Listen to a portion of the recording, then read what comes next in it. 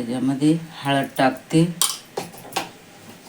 आणि मीठ टाकते असं आणि पाणी ओतते त्याच्यामध्ये आणि त्याच्यात थोडी जरा उमवून घेते 2 शिट्ट्या करून कुकरच्या. ही बघा अशी उमवून घेतली म्हणजे कच्ची राहत नाही. तर मग आता आपण फोडणी देऊया. हे बघा कढई चांगली तापले. आता त्याच्यामध्ये आपण तेल टाकून घेऊ. त्याच्यानंतर कांदा टाकू.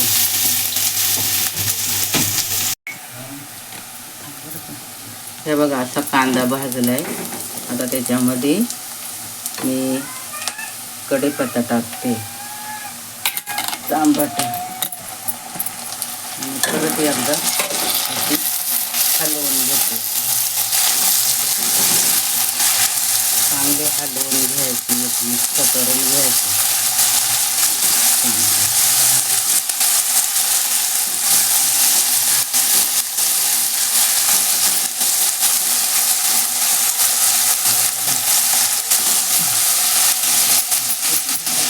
हे बघा असा कांदा आणि टमाटा मिक्स झालेले. आता त्याच्यामध्ये आपण हे मसाला टाकूया.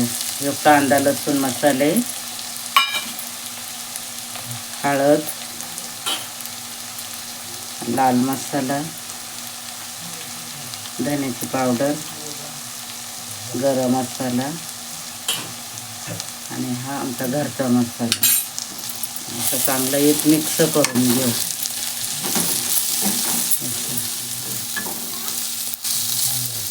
हलवून घेतलेले चांगला लाल लाल झालेले मसाला. आता त्याच्यामध्ये थोडं चण्याचं पीठ टाकू आपण. चण्याचं पीठ पण चांगलं कालवून घ्यायचं, हलवून चांगलं घ्यायचं आणि मग त्याच्यानंतर त्याच्यामध्ये ही कोमवलेली मच्छी वाटायची. असं हलवून घ्यायचं चांगलं. हलवून चांगली एक मिक्स करून घ्यायची. ते हे बघा त्याच्यामध्ये पाणी ओतायचं. असं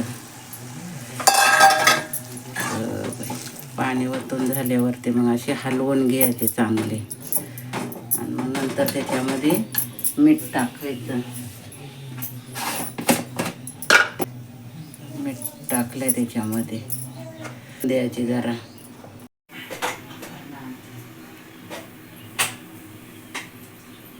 हे बघा झालेली आहे मिसळ. आता त्याच्यामध्ये ना थोडी कोथिंबीर टाकून घेऊया आपण. कशी बघा लाल लाल भडक झालेली आहे.